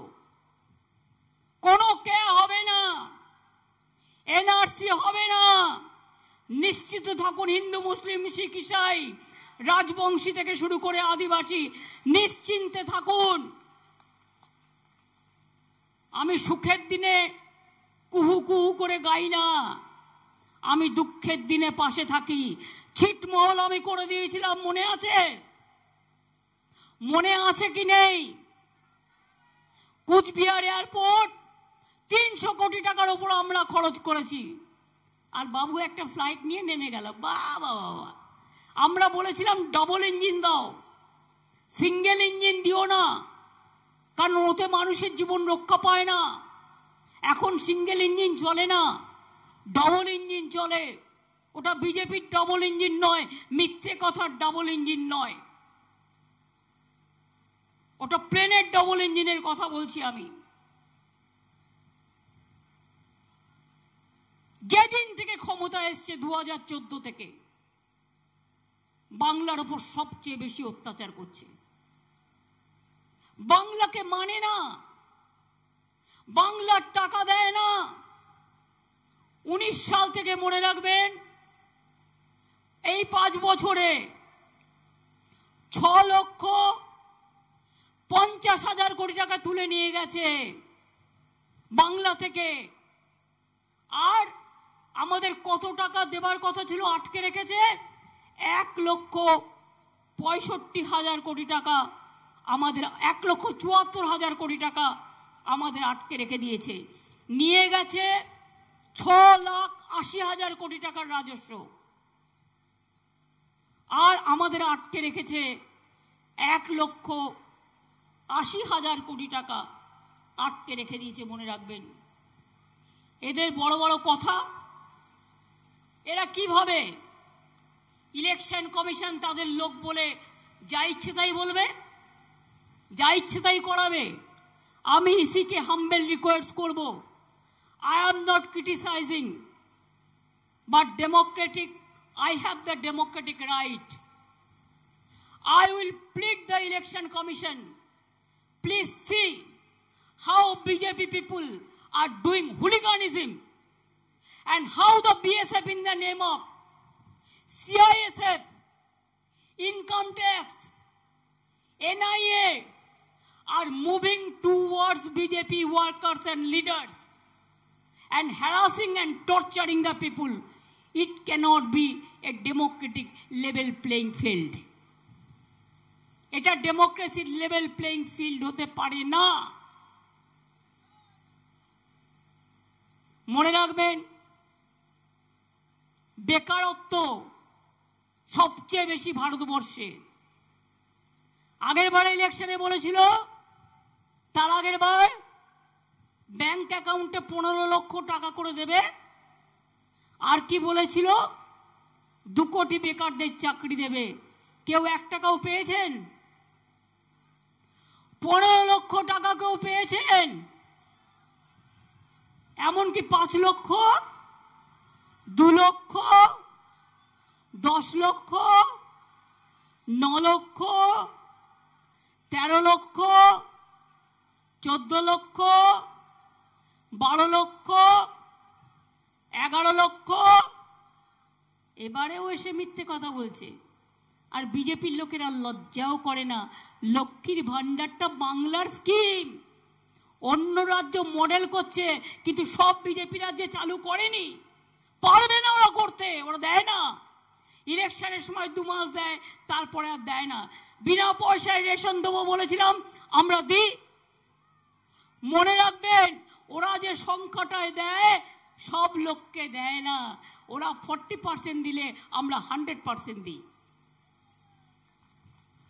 বাংলার বাড়ি প্রকল্প, নামটা প্রধানমন্ত্রী আবাস যোজনা, আর তার 50% টাকা আমাদের দিতে হয়। 40% টাকা আমরা দিই, আর জায়গাটাও আমরা দিই। তাহলে কত হলো?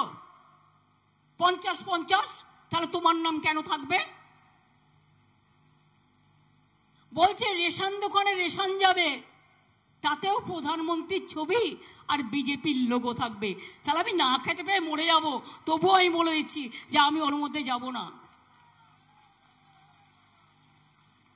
সরি, আমি উইথড্র ওয়ার্ড আমার মুখ দিয়ে বেড়ে গেছে। রাগের চোটে, রাগ শান্ত করা উচিত। আমি ভদ্র ভাষায় কথা বলতে পছন্দ করি, এটা আমাদের common language, but I withdraw that. আমি আপনাদের বলি, গ্যাসের দাম কত বাড়িয়েছিল?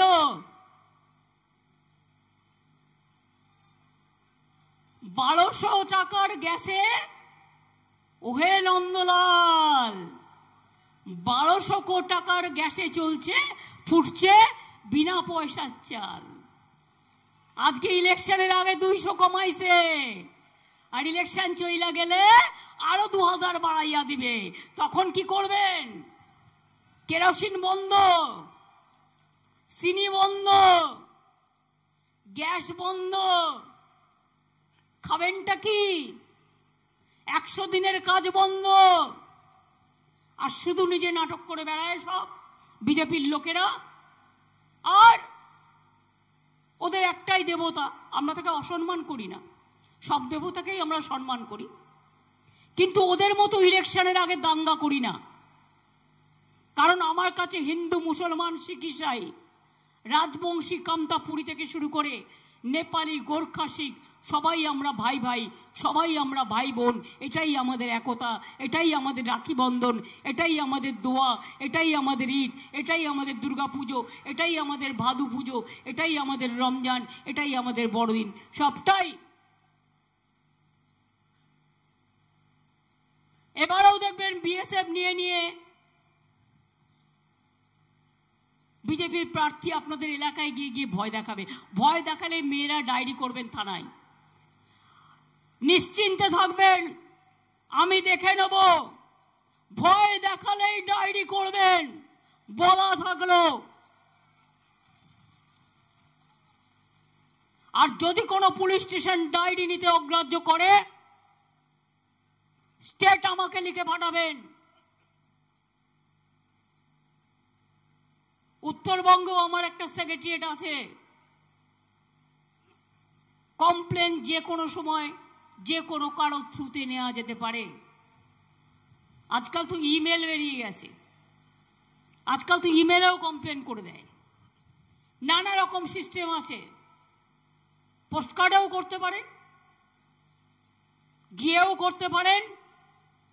আর আমি তো ঘুরবো রোজই। আমি আজকে কুচবিহারি এসছি তা নয়, আমি আবার 3 দিন আরো আসবো। কাজে আপনাদের সাথে আপনি দেখলেন একটা ঘটনা ঘটলো। আমি 4 দিন ধরে আছি উত্তরবঙ্গে। তার আগের মাসেও এসছি। যখনই যা দুঃসময় এসছে, প্রবলেম এসছে, সব সময় এসছি। আপনাদের এখানে জুটের ফসল হয়, তাই তো? জুট কেনাও বন্ধ করে দিয়েছে কেন্দ্রীয় সরকার। আমার কাছে এরকম একটা খবর এসছে। আমি বলি চিন্তা করবেন না, জুট বাংলার প্রধান, আমরা জুটকে প্রাণপণ দিয়ে রক্ষা করব। চা বাগানগুলো যে 10 লক্ষ চা শ্রমিকের বন্ধ করে দিয়েছে, চিন্তা করবেন না, আমরা আমাদের মন প্রাণ দিয়ে আমরা এটাকে রক্ষা করব। মনে রাখবেন, কেন্দ্রীয় সরকার সম্পূর্ণ বাংলা বিরোধী। মহিলাদের জন্য আমরা করেছি লক্ষ্মীর ভান্ডার, কন্যাশ্রী, রূপশ্রী, বিধবা ভাতা 28 লাখ করে দিয়েছি আগের মাসে। আর লক্ষ্মীর ভান্ডার যাদের 60 বছর হয়ে যাবে তারা অটোমেটিক্যালি সারা জীবন পাবে ওই টাকাটা। এটা আমরা আগেও বলে দিয়েছি। এবং দেখবেন যে 6 লক্ষ আছে, তারাও 2-3 দিনের মধ্যে পেয়ে যাবেন। আশা কর্মীর টাকা বৃদ্ধি করেছি। অনেক কাজ করে ওরা, আমাদের গর্ব। অঙ্গনওয়াড়ি কর্মী, হেল্পার, যারা মিড ডে মিল রান্না করে, VRP, Shikshabandhu, civic volunteer, village police, green পুলিশের সাম্মানিক বৃদ্ধি, সরকারি কর্মীদের ডিএ, পাট্টা প্রধান, কৃষক বন্ধুদের শস্য বীমা যোজনা বিনা পয়সায় রেশন, বিনা পয়সায় স্বাস্থ্যসাথী, ছাত্র যুবদের জন্য smart card, Kanyashree, Aikyashree, Shikshashree, smart card, সবুজ সাইকেল, স্মার্টফোন, তাছাড়াও Swami Vivekananda scholarship, Aikyashree scholarship, caste certificate, Medhashree, Joy Johashree pension, Taposili Bandhu pension, ইমাম ভাতা, লোকপ্রসার ভাতা, পুরোহিত ভাতা, এমনকি যজ্ঞশ্রী প্রকল্প করেছি। সেখানে গরিব ছেলেমেয়েরা তারা যাতে ইঞ্জিনিয়ারিং হতে পারে, বড় আগামী দিন ডাক্তার হতে পারে, আইপিএস আইএস হতে পারে, ডাব্লিউপিএস ডাব্লিউবিসিএস হতে পারে, তার জন্য ট্রেনিং সেন্টার করছি। তাছাড়াও মনে রাখবেন, এখানে শিল্পায়ন ও কর্মসংস্থানকে বাড়াবার জন্য আমরা যেটা করছি সেটা হচ্ছে আমরা 6টা ইকোনমিক করিডোর বানাচ্ছি। আর তার মধ্যে আমরা যেটা বাড়াচ্ছি সেটা হচ্ছে পানাগড় টু কুচবিহারও একটা ইকোনমিক করিডোর তৈরি করছি। ফলে পানাগড় থেকে বীরভূম হয়ে মুর্শিদাবাদ, মালদা হয়ে শিলিগুড়ি, আলিপুরদুয়ার, জলপাইগুড়ি হয়ে কুচবিহার পর্যন্ত শিল্প হবে। পরিযায়ী শ্রমিক যারা আছেন, দূরে দূরে থাকেন, তাদের বলবো নিজের ভোটটা কিন্তু দয়া করে দেবেন, তা নাহলে ভোটার লিস্ট থেকে নাম কেটে যাবে। আপনারা রমজান মাসে আসবেন, উৎসবে আসবেন, ঈদও করবেন, ভোটটা দিয়ে তবে যাবেন। কাউকে কাউকে শিখিয়ে দেওয়া হয় যে ভোটটা যেন না দেওয়া হয়। আপনাদের 28 লক্ষ পরিযায়ী শ্রমিকের লিস্ট আমাদের সরকার তৈরি করেছে, আমাদের প্রশাসন, এবং তারা কেউ কোনো রকম বিপদে পড়লে আমরা তাদের সাথে যোগাযোগ করি।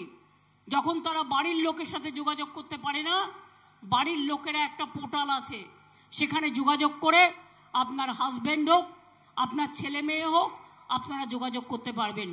আর একটা কাজ আমরা করেছি, যারা বাইরে পরিযায়ী শ্রমিক আছে, এখানে যেমন মায়েরা বাড়ির যিনি গার্জেন 5 লক্ষ টাকা স্বাস্থ্যসাথী স্কিম পান, তেমনি বাইরে যে ছেলেমেয়েরা কাজ করতে যায় তাদের জন্য আলাদা করে একটা 5 লক্ষ টাকার স্বাস্থ্যসাথী স্কিম তাদের দেওয়া হবে, যাতে তারা বিপদে পড়লে বাইরে গিয়ে চিকিৎসা করতে পারে, তারা নিজেদের দেখভাল করতে পারে। এটা মাথায় রাখবেন।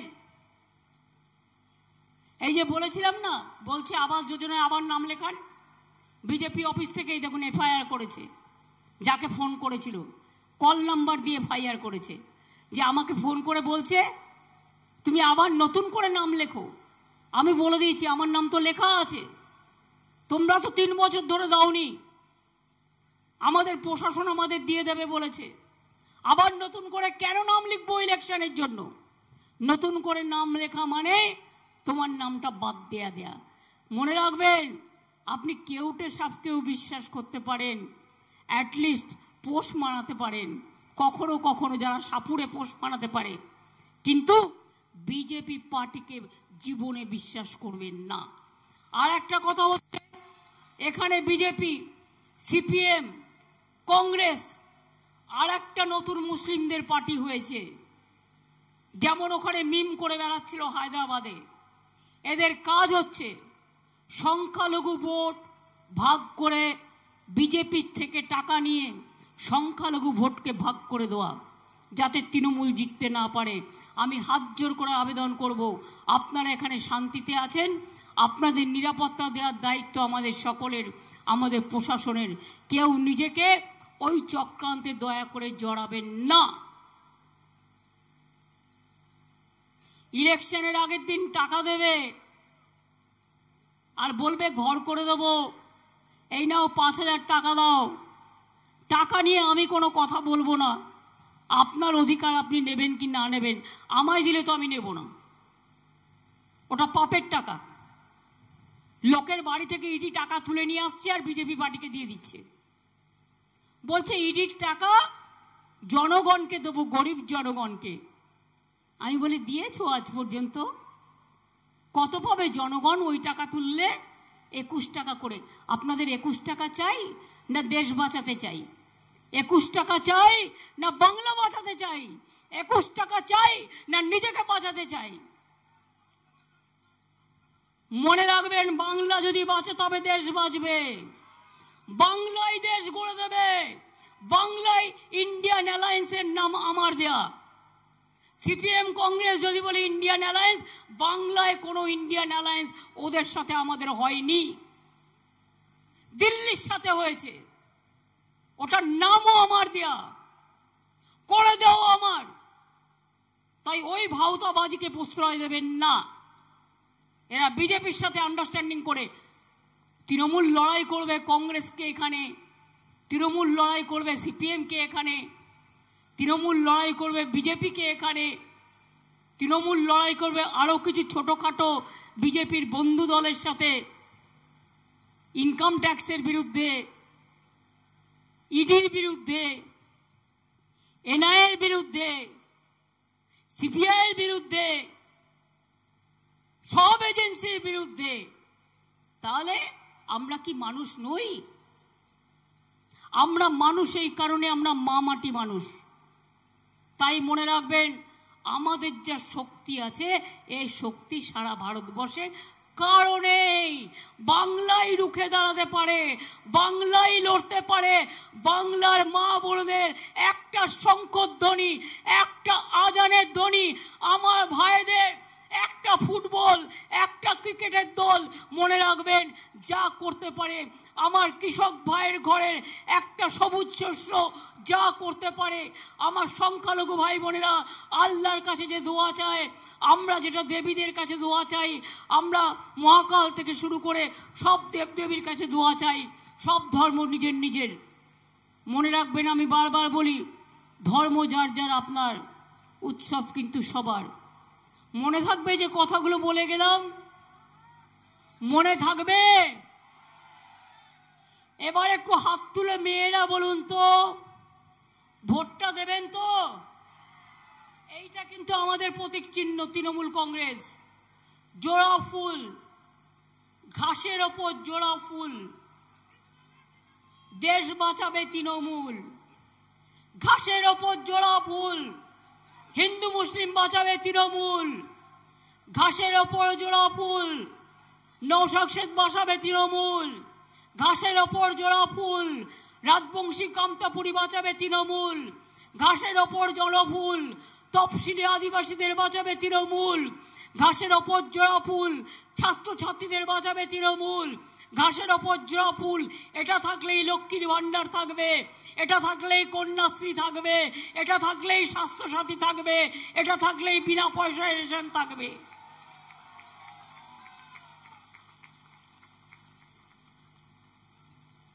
আর ওদের মিথ্যে কথায় ভুলবেন না।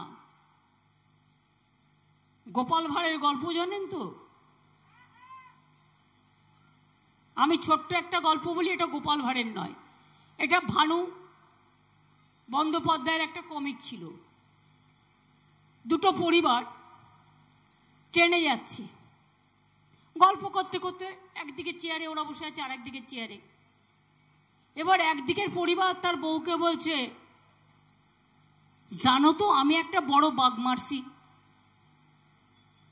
তো তার পরিবার মহিলা জিজ্ঞেস করছে তার স্ত্রী, কত বড় বাঘ মারছো? বলছে 20 হাত ল্যাজ। তখন বউটা খক করে কেসেছে। উনি জানেন ওর বর একটু মিথ্যে কথা বেশি বলে। যখন কাশেন তখন তার বর বুঝতে পারে একটু বেশি বলে ফেলেছেন। যেই খক করে বউ কেসেছে, তখন বলছে মাপি নাই টাপি নাই 15 হাত হইব। তখন ওর বর আবার ওর বউ কেসেছে, তখন বলছে মাপি টাপি নাই 10 হাত হইব। 10 হাত যদি বাঘের ল্যাজ হয়, বাঘটা কত বড়? বউ আবার কেসেছে, এবার বলছে 5 হাত তো হইবই। তখন তার বউ বলেছে, তুমি কাশতে কাশতে মইরা যাও, আমি তোমারে আর থামাইতাছি না। অভ্যাস যাবে না, কয়লা যায় না ধুলে, আর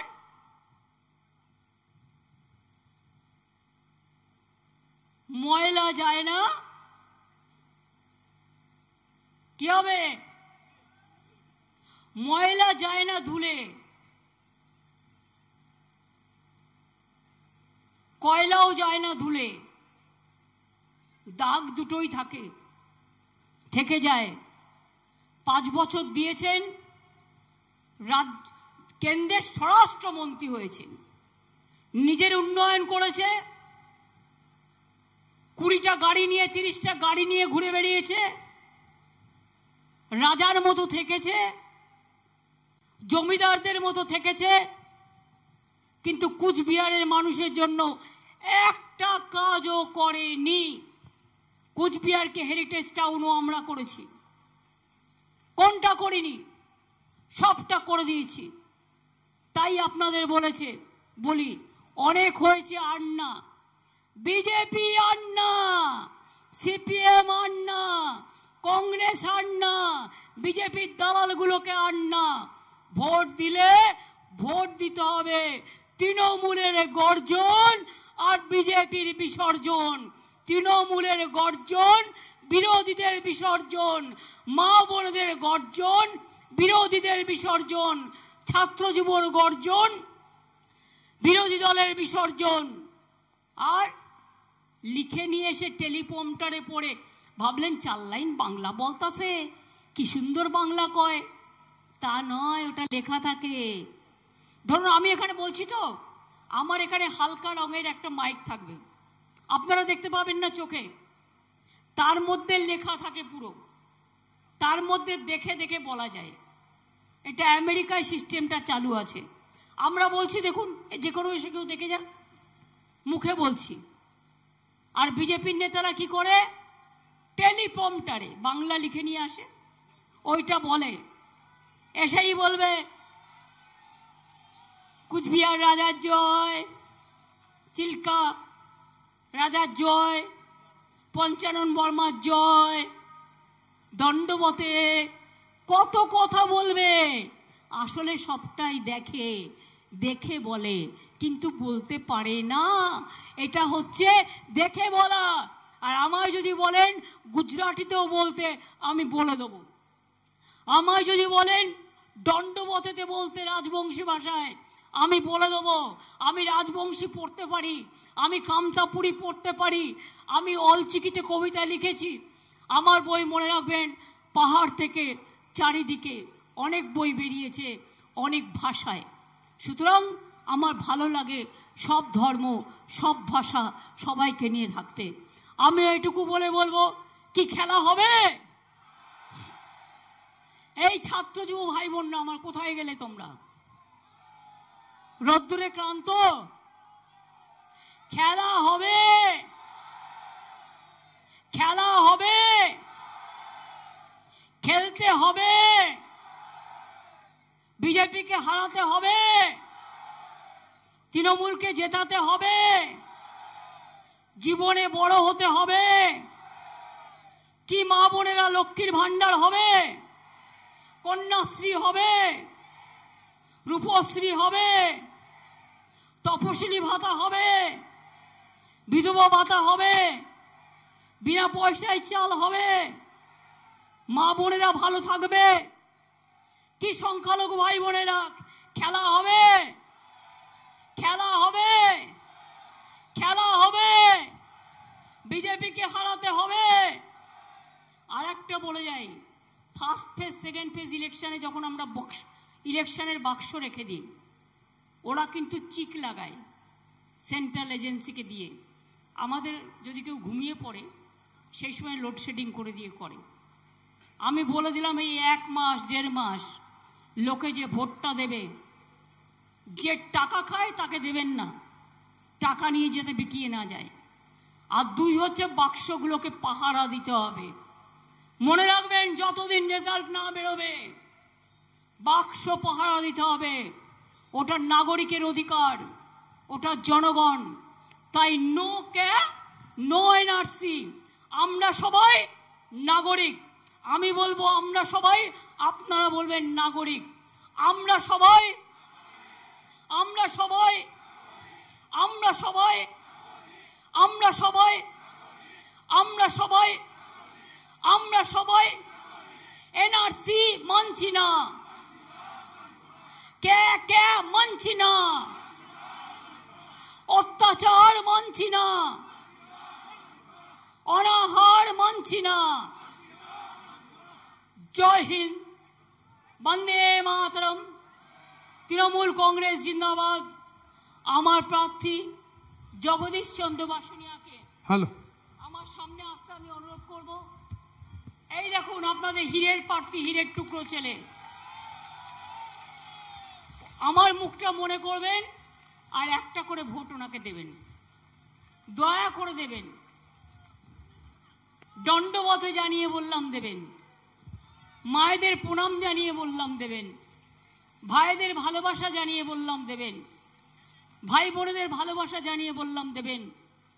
আমার নৌশাদ শেখ যারা আছেন, অনেক পরিবার, সংখ্যালঘু পরিবার থেকে শুরু করে, ট্রাইবেল পরিবার থেকে শুরু করে, আদিবাসী পরিবার থেকে শুরু করে, জোহার থেকে শুরু করে, সবাই দয়া করে দেবেন।